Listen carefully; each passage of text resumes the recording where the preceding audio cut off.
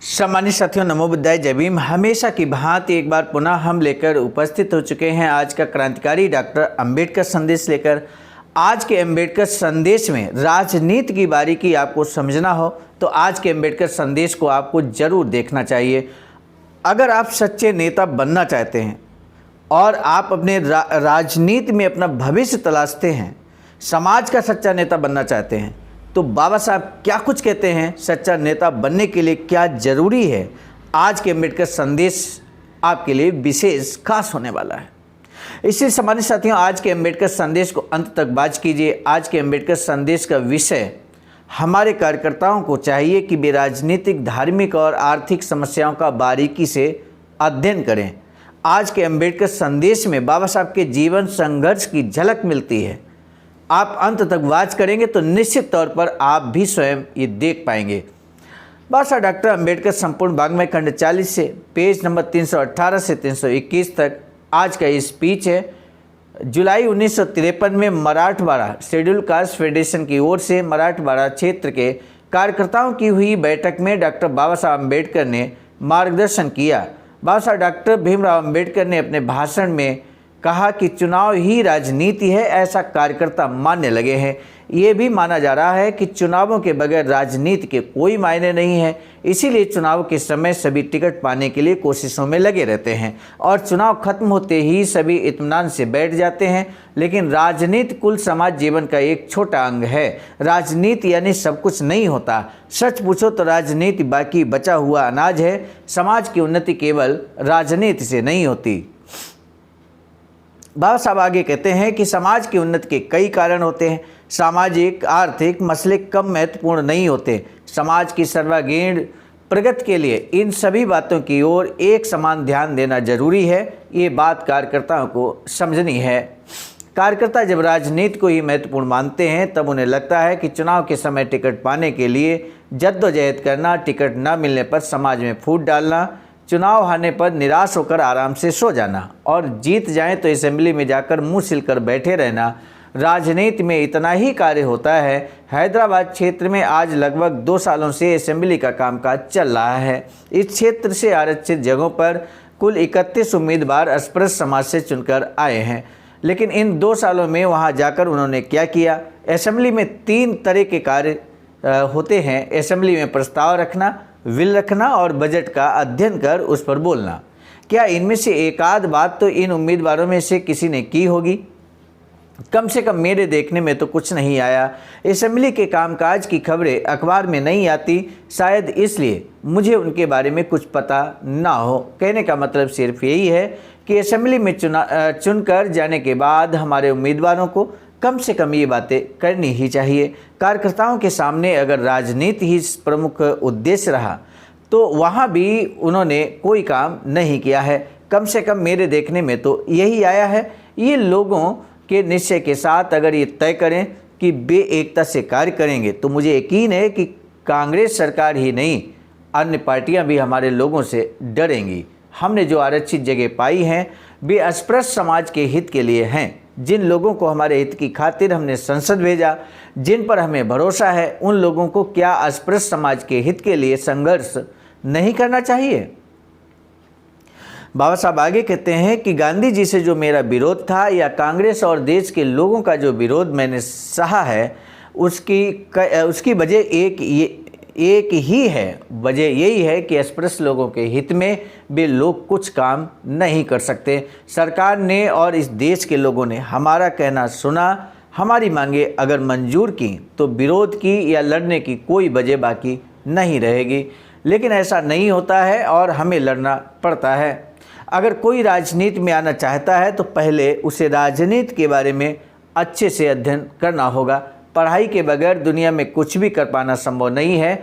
हमारे समाज के हर एक कार्यकर्ता को राजनीतिक, धार्मिक और आर्थिक समस्याओं का बारीकी से अध्ययन कर लेना चाहिए। जो नेता बनना चाहते हैं उन्हें नेता के कर्तव्य, कर्म, नेता की जिम्मेदारियों का ध्यान रखना चाहिए, क्योंकि हमारे समाज के नेताओं पर बहुत बड़ी जिम्मेदारी है। अन्य समाज के नेताओं से हमारे समाज के नेताओं की हालत नहीं है। अन्य समाज के नेता सभा में जाते हैं, लंबे चौड़े भाषण देते हैं, तालियां बटोरते हैं। आखिरकार गले में माला पहनकर लौट आते हैं। इतना ही काम अन्य समाज के नेताओं के आगे होता है। अपने समाज के नेताओं को इतना भर करके नहीं चलेगा। अच्छी तरह पढ़ना, सोचना, समाज की उन्नति के लिए खुद दिन रात मेहनत करना, ये हमारे नेताओं को करना पड़ेगा।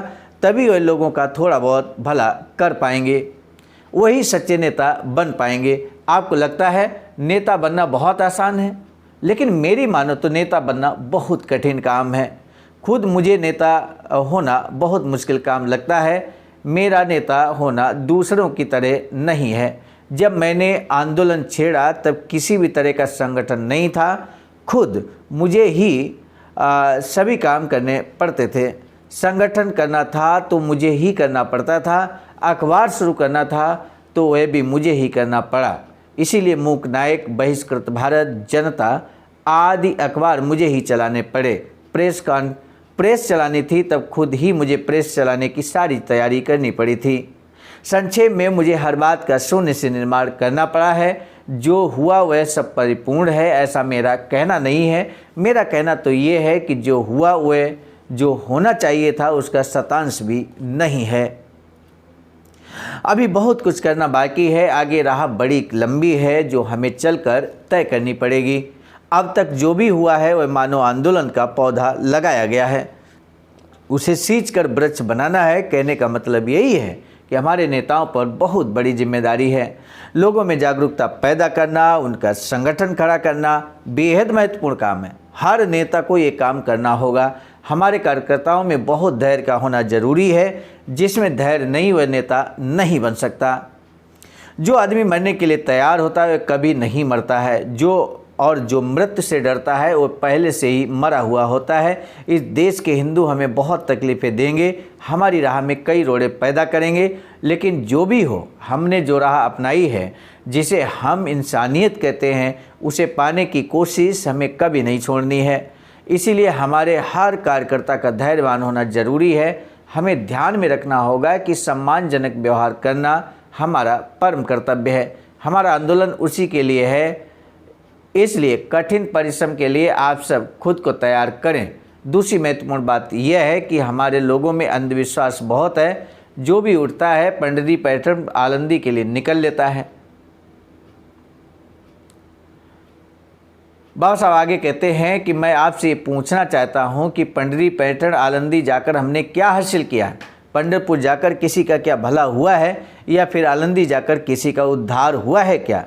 आप एक नाथ को बहुत बड़ा मानते हैं, बताइए उसने क्या किया? भागवत ग्रंथ लिखा, लेकिन उसकी कथा मैं आज आपको बताता हूँ।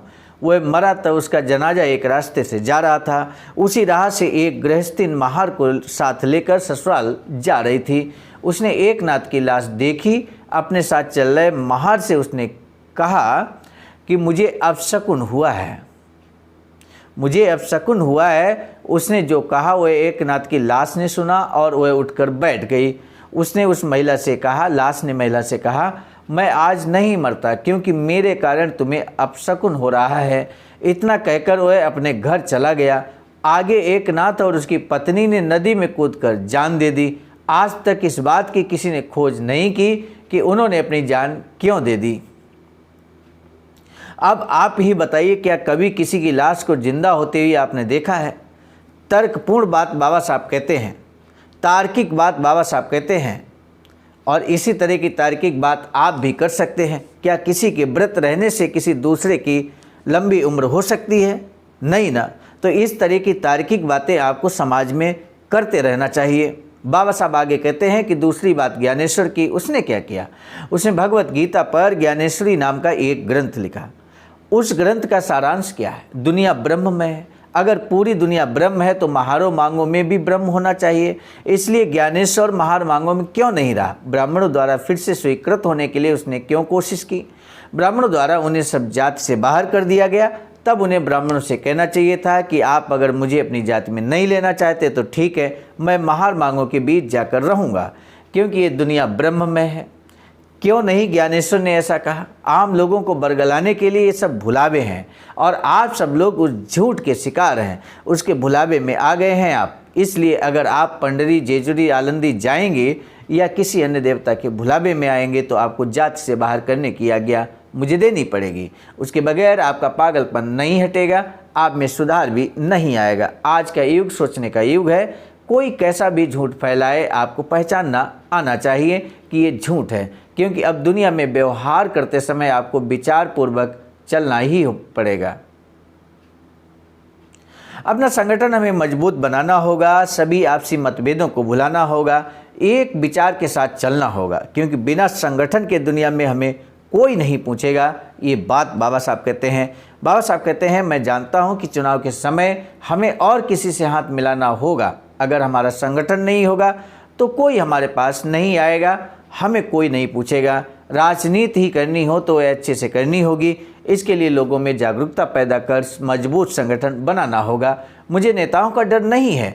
नेता अगर ठीक से पेश नहीं आए तो उन्हें निकाल देने में मैं नहीं डरूंगा। इसीलिए हर विभाग में सालाना एक बार तो परिषद का आयोजन किया जाना जरूरी है। उसी प्रकार सभा, सम्मेलन, चर्चा सत्र, कैंप्स आदि का आयोजन करते रहना चाहिए।